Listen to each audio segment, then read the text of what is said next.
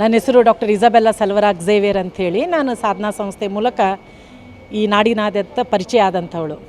ಕಳೆದ 3 ದಶಕಗಳಿಂದ ನಾನು ಟ್ರಾನ್ಸ್ಜೆಂಡರಿಗಾಗಿ ಕೆಲಸ ಮಾಡ್ತಿರೋ ಸಂದರ್ಭದೊಳಗಡೆ ನನ್ನದೇ ರೀತಿಯಲ್ಲಿ ಒಂದು ಅಳಿಲು ಸೇವೆ ಅಂಥೇಳಿ ಈ ಸಮುದಾಯವನ್ನು ನೋಡುವಾಗ ಇವತ್ತು ನಾವು ಮಾತಾಡೋಕ್ಕೆ ಬಂದಿರುವಂಥ ವಿಚಾರ ಏನಂತಂದರೆ ಸುಕನ್ಯಾಳಿಗೆ ಆದಂಥ ಅನ್ಯಾಯ. ಸುಕನ್ಯಾಳಿಗೆ 8 ಜನ ಒಂದು ರೂಮಲ್ಲಿ ಕೂಡ ಹಾಕ್ಕೊಂಡು ಮಾನವೀಯತೆಯನ್ನು ಮರೆತು ಆಕೆನ ಹೊಡೆದು ಆಕೆ ಮೇಲೆಲ್ಲ ಹಲ್ಲೆ ಮಾಡಿ ಕೊನೆಗೆ ಹೇಗೋ ವಿಷಯ ಗೊತ್ತಾಗಿ ನಮ್ಮ ವೈಶಾಲಿ ಅಂತ ಅಲ್ಲಿ ನಾಯಕರು ಎಲ್ಲ ಸೇರಿಕೊಂಡು ಆಕೆಗೆ ಅಲ್ಲಿಂದ ರೆಸ್ಕ್ಯೂ ಮಾಡಿಕೊಂಡು ಬೆಂಗಳೂರು ಪೊಲೀಸ್ ಸ್ಟೇಷನಲ್ಲಿ ಹೋಗಿ ಕಂಪ್ಲೇಂಟ್ ಎಲ್ಲ ಕೊಟ್ಟಾಗ FIRನಲ್ಲಿ ನನಗೆ ನೋವು ತಂದದ್ದು 302, 307 ಸೆಕ್ಷನ್ಸ್ ಇಲ್ಲದೇ ಇರುವಂಥದ್ದು. ಮತ್ತು ಆ ಕ್ರೌರ್ಯ ಮಾಡಿದಂಥ ವ್ಯಕ್ತಿಗಳಿಗೆ ಬೇಲ್ ಸಿಕ್ಕಿರುವಂಥದ್ದು ಬಹಳಷ್ಟು ಒಂದು ನೋವಿನ ಸಂಗತಿ ಅಂಥೇಳಿ. ಅವರದೇ ಜನಾಂಗದ ಅವರದೇ ರೀತಿಯಲ್ಲಿ ಇರುವಂತಹ ಅವರನ್ನು ಆಧರಿಸುವಂಥ ಸಮುದಾಯದ ಜೊತೆ ಸೇರಿಕೊಂಡು ಬದುಕು ಕಟ್ಕೊಳ್ತಿರೋ ಸಂದರ್ಭದೊಳಗೆ ಇವರಿಗೆ ಸಮಾಜನೂ ಗೌರವಿಸುವುದಿಲ್ಲ, ಕುಟುಂಬನೂ ಗೌರವಿಸುವುದಿಲ್ಲ. ಎಲ್ಲಿ ನಂಬಿ ಹೋಗ್ತಾರೆ ಗರ್ವಾಲಿಗಳ ಹತ್ರ ಅವರು ಅವ್ರನ್ನ ತಿರಸ್ಕರಿಸುವಂಥದ್ದು, ಅವ್ರನ್ನ ದುಡಿಸ್ಕೊಳ್ಳುವಂಥದ್ದು, ಅವರ ಒಂದು ಹ್ಯೂಮನ್ ರೈಟ್ಸ್ ಬಗ್ಗೆ ನಾನು ಕೆಲಸ ಮಾಡ್ತಾ ಇರೋದು ಅವರ ರೈಟ್ಸ್ಗೆ ಧ್ವನಿ ಎತ್ತಲಾರದಂತೆ ಅವರ ಧ್ವನಿಯನ್ನು ಕುಗ್ಗಿಸುವಂಥ ಕೆಲಸ ಕೂಡ ಅಲ್ಲಿ ನಡೀತಾ ಇದೆ.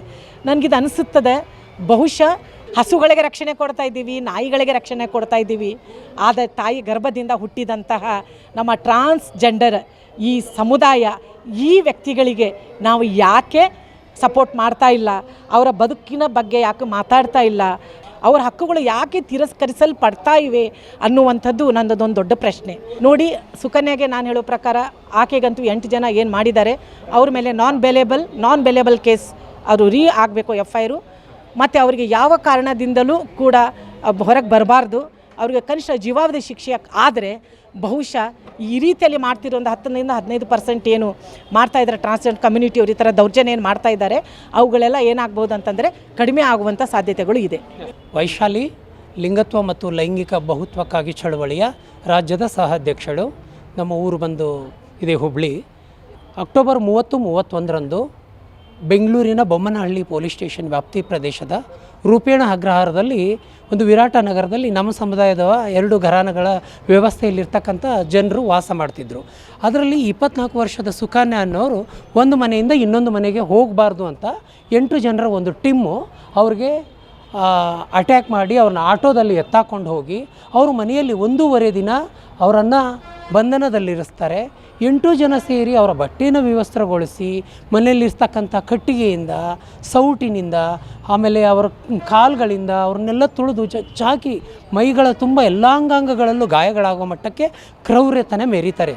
ಅದು ಸ್ನೇಹಿತರೆ ಅವರಿಗೆ ಯಾವ ಮಟ್ಟಕ್ಕೆ ಅಂದು ಅದು ಮಾನವೀಯ ಕುಲಕ್ಕೆ ಒಂದು ದೊಡ್ಡ ಅಪಚಾರ ಅನ್ನೋ ಮಟ್ಟಕ್ಕೆ ಅಷ್ಟು ಕ್ರೌರ್ಯತೆ ಮೆರೀತಾರೆ. ಈ ಕೃತ್ಯ ಇದು ನಮಗೆ ಹೇಗೆ ತಿಳಿಯುತ್ತಂದರೆ, ಆ ಗುಂಪಿನಲ್ಲಿ ಒಬ್ಬರು ವಿಡಿಯೋ ಮಾಡ್ಕೊಳ್ತಾರೆ. ವಿಡಿಯೋ ಮಾಡಿಕೊಂಡು ಆ ವಿಡಿಯೋನ ನಮಗೆ ಬಿಡ್ತಾಗ ನಾವು ಅಲ್ಲಿ ಕೆಲವೊಂದಿಷ್ಟು ಸಂಘಟನೆಯವರು ಮತ್ತು ಹೋರಾಟಗಾರರು ಹೋಗಿ ಸಡನ್ನಾಗಿ ಬೊಮ್ಮನಹಳ್ಳಿ ಪೊಲೀಸ್ ಸ್ಟೇಷನ್ಗೆ ಹೋಗಿ ಅವ್ರಿಗೆ ನಾವು ರೆಸ್ಕ್ಯೂ ಮಾಡ್ತೀವಿ. ರೆಸ್ಕ್ಯೂ ಮಾಡಿ ಬಂದುಬಿಟ್ಟು MLC ಮಾಡಿಸ್ತೀವಿ, FIR ಮಾಡಿಸ್ತೀವಿ.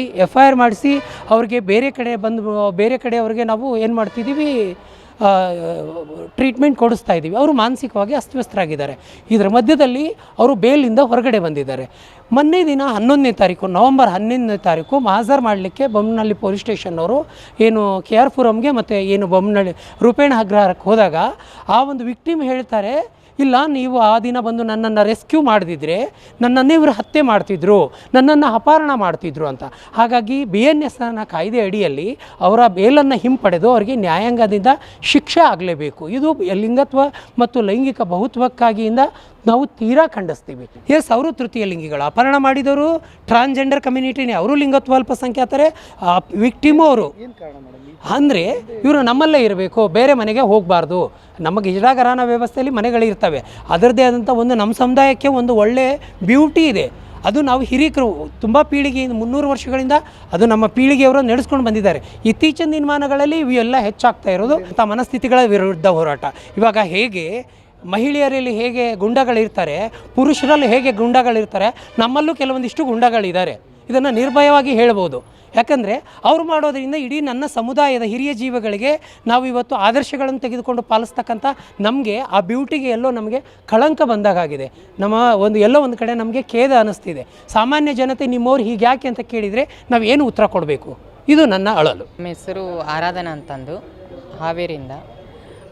ನಾನಿವತ್ತು ಮಾತಾಡೋಕ್ಕೆ ಬರ್ತಿರೋದು ಏನಂತಂದರೆ, ಈಗ ಸುಕನ್ಯಗಾಗಿರೋ ಘಟನೆಗಳು ಒಂದು ಕನ್ಸಿಡರ್ ಮಾಡ್ಕೊಂಡ್ರೆ ಅದರಂಗೆ ತುಂಬ ಘಟನೆಗಳು ನಡೆದಿದ್ದಾವೆ. ಬೆಳಕಿಗೆ ಬಂದಿರೋವು ಎಲೆಮರೆ ಕಾಯಿ ಎಷ್ಟಿದ್ದಾವೆ, ಇನ್ನೂ ಬೆಳಕಿಗೆ ಬರಬೇಕಾಗಿದ್ದು ತುಂಬ ಇದ್ದಾವೆ. ನಾವು ನಮ್ಮವರಿಂದ ಆಗಿರೋ ದೌರ್ಜನ್ಯ ಒಂದು ಪರಿಗಣನೆ ಮಾಡಿಕೊಂಡೆ ಅಂತಂದರೆ, ಸಮಾಜದಲ್ಲಿ ಸಮಾಜದ ಜನರಿಂದನೂ ನಮ್ಗೆ ಆಗಿರ್ತವೆ ದೌರ್ಜನ್ಯಗಳು. ಅದ್ರ ಬಗ್ಗೆನೂ ಯಾರೂ ಪ್ರತಿಭಟನೆ ಮಾಡಲ್ಲ. ಇವತ್ತು ಅವಳಿಗಾಗಿರೋ ಅನ್ಯಾಯ ನಾವು ಕೇಳ್ತಿದ್ದೀವಿ, ಹೊರಗಲಿಂದ ನಮಗೂ ಟಾರ್ಚರ್ ಆಗುತ್ತೆ. ಸಮಾಜನೂ ನಮ್ಮಿಂದ ಸಂಘಟನೆಗಳಿರ್ಬೋದು, ಅದರ್ವೈಸ್ ವಿಚಾರವಂತ ವ್ಯಕ್ತಿಗಳಿರ್ಬೋದು, ನಮಗಾಗಿರೋ ಅನ್ಯಾಯದ ಬಗ್ಗೆನೂ ನಿಲ್ರಿ, ಒಳ್ಳೆಯದ್ರ ಬಗ್ಗೆನೂ ನಿಲ್ರಿ ಅಂತಂದು ಕೇಳ್ತಿದ್ದೀವಿ. ಅನ್ಯಾಯನೇ. ಬಾಲ್ಯ ವ್ಯವಸ್ಥೆಯಲ್ಲಿ ಗಂಡೋ ಹೆಣ್ಣೋ ಅಂತಂದು ಅರಿಯದ ವಯಸ್ಸಿನಲ್ಲಿ ತಂದೆ ತಾಯಿಯನ್ನು ಬಿಟ್ಟು ಬದುಕು ಕಟ್ಕೊಳ್ಳೋದೇ ದೊಡ್ಡದು. ಶೋಷಣೆಗೆ ಒಳಗಾಗಿ ಗಂಡಾಗಿ ಹುಟ್ಟು ಹೆಣ್ಣಾಗಿ ಸೀರೆ ಉಟ್ಟು ಹೊರಗೋಗಿ ನಾವು ಕೈ ತಟ್ಟಿ ಬದುಕಿ ನಮ್ಮದೇ ಸಮುದಾಯದವರ ಜೊತೆಗೆ ನಾವು ಇದ್ಕೊಂಡು ನಮ್ಮದು ಅಂತಂದು ಹೋದಾಗೆ ಅವರು ನಮ್ಮವರೇ ನಮ್ಮ ಮೇಲೆ ಬೇಲಿನೇ ಎದ್ದು ಹೊಲ ಮೇದೆ ಅಂತಂದರೆ, ನಮ್ಮ ಸಂಪ್ರದಾಯದಲ್ಲಿ ಯಾರೋ ಒಬ್ಬರು ಮಾಡಿದ್ದಾರೆ ಅಂತಂದು ನಮ್ಮ ಸಂಪ್ರದಾಯದಲ್ಲಿ ಅವರೆಲ್ಲರೂ ಕೆಟ್ಟವರು ಅಂತಲ್ಲ, ಆಗಿರೋ ಅನ್ಯಾಯದ ವಿರುದ್ಧ ನಾವು ಪ್ರತಿಭಟಿಸೋಣ. ಇದನ್ನೇ ನಾವು ಈಗಲಿಂದನೇ ಖಂಡಿಸ್ಕೊತ ಬಂದು ಅಂತಂದರೆ, ಮುಂದೆ ನಮ್ಮವರು ಸಮಾಜದ ಮುಖ್ಯವಾಹಿನಿಯಲ್ಲಿ ಬರ್ತಾರೆ. ಅನ್ಯಾಯದ ವಿರುದ್ಧ ಪ್ರತಿಭಟಿಸುವಷ್ಟು ಅವರಲ್ಲಿ ತಾಳ್ಮೆ ಬರುತ್ತೆ ಮತ್ತು ಮನೋಧೈರ್ಯ ಬರ್ತೈತಿ, ಆತ್ಮಧೈರ್ಯದಿಂದ ಬದುಕ್ತಾರೆ. ಆದರೆ ವಿಷಾದ ಏನಂದರೆ, ಪ್ರೂಫ್ಸ್ ಇದ್ರೂ ಸಹಿತ ಮಹಜರ್ ಮಾಡೋಕ್ಕೆ ಹೋದಾಗ ಸುಕನ್ಯಾ ಖುದ್ದಾಗಿ ಹೇಳಿದಾಳೆ, ನನ್ನ ಮೇಲೆ ದೌರ್ಜನ್ಯ ಮಾಡಿದ್ದಿನ ಇವರು ನನ್ನ ಕೊಲೆ ಬೆದರಿಕೆನೂ ಹಾಕಿದ್ರು ಅಂತ ಹೇಳಿ. ಅಷ್ಟಾದ್ರೂ ಕೂಡ ಅವ್ರಿಗೆ ಬೇಲ್ ಮೇಲೆ ಹೊರಗೆ ಬಿಟ್ಟಿದ್ದಾರೆ. ಅವ್ರ ಮೇಲೆ ಹಾಕುವಂಥ ಸೆಕ್ಷನ್ಸನ್ನು ಹಾಕೇ ಇಲ್ಲ. ಅದಕ್ಕೆ ನಮ್ಮ ಬೇಡಿಕೆ ಏನಂದರೆ, ಭಾರತೀಯ ನ್ಯಾಯ ಸಮಿತಿಯ ಸೆಕ್ಷನನ್ನು FIR ಅಲ್ಲಿ ದಾಖಲಾತಿ ಮಾಡಿ ಅವರಿಗೆ ಮತ್ತೆ ನ್ಯಾಯಾಂಗ ಬಂಧನಕ್ಕೆ ತಗೊಳ್ಬೇಕು. ಯಾಕಂದರೆ ಆರಂಭದಲ್ಲಿಯೇ ಇಂಥ ಘಟನೆಗಳನ್ನು ನೀವು ಮೊಟಕುಗೊಳಿಸದೇ ಇದ್ದರೆ ಇನ್ನು ಭವಿಷ್ಯದಲ್ಲಿ ಇಂಥ ಅನೇಕ ಘಟನೆಗಳನ್ನು ನೀವು ನೋಡ್ತೀರಾ ಮತ್ತು ಕೇಳ್ತೀರಾ. ನಮ್ಮ ಬೇಡಿಕೆ ಇಷ್ಟೇ. MGSP ಆಗಿ ನಾನು ಏನು ಕೇಳ್ಕೊಳ್ಳೋದಂದರೆ, ಸುಕನ್ಯಾಗಿ ನೀವು ನ್ಯಾಯವನ್ನು ಒದಗಿಸ್ಕೊಡ್ಲೇಬೇಕು. ಯಾಕಂದರೆ ಇದು ಒಬ್ಬ ಸುಕನ್ಯಾ ಅಲ್ಲ, ಕರ್ನಾಟಕದಲ್ಲಿ ಇಂಥ ಸುಕನ್ಯಗಳಿಗೆ ನಾವು ತುಂಬ ಸುಕನ್ಯಗಳು ಆಗಿ ಹೋಗಿದ್ದಾರೆ. ಇನ್ನು ಭವಿಷ್ಯದಲ್ಲಿ ಇಂಥ ಸುಕನ್ಯಗಳು ಮರುಕಳಿಸಬಾರ್ದು ಅಂತ ಹೇಳಿ ನಾವು ಆಗ್ರಹ ಮಾಡ್ತಾಯಿದ್ದೀವಿ, ಹೋರಾಡ್ತಾ ಇದ್ದೀವಿ. ನನ್ನ ಹೆಸರು ಆಯ್ನಾ ಶೇಖ್ ಅಂತ ಹೇಳಿ, ನಾನು ಬೆಳಗಾವಿಯವಳು. ನಾನು MNCಯಲ್ಲಿ ಜಾಬ್ ಮಾಡ್ತಾಯಿದ್ದೀನಿ. ನನ್ನ ತಂದೆ ತಾಯಿ ವಯಸ್ಸಾದ ನಂತರ ನಾನು ಅವ್ರಿಗೋಸ್ಕರ ನನ್ನ ಜಾಬ್ ಬಿಟ್ಟು ಬಂದು ನನ್ನ ಸಮುದಾಯಕ್ಕೋಸ್ಕರ ನಾನು ಕೆಲಸ ಮಾಡ್ತಾಯಿದ್ದೀನಿ. ಇಂಥ ಹಲವಾರು ಜನ ಇದ್ದಾರೆ, ನೀವು ನೋಡಿರಬಹುದು, ನೀವು ತುಂಬ ಜನರು ಕಂಡಿದ್ದೀರಾ. ಎಷ್ಟೊಂದು ಸಮಾಜಮುಖಿ ಕಾರ್ಯಗಳಲ್ಲಿ ಇವತ್ತು ನಮ್ಮ ಸಮುದಾಯ ಕೆಲಸ ಮಾಡ್ತಾಯಿದ್ರು.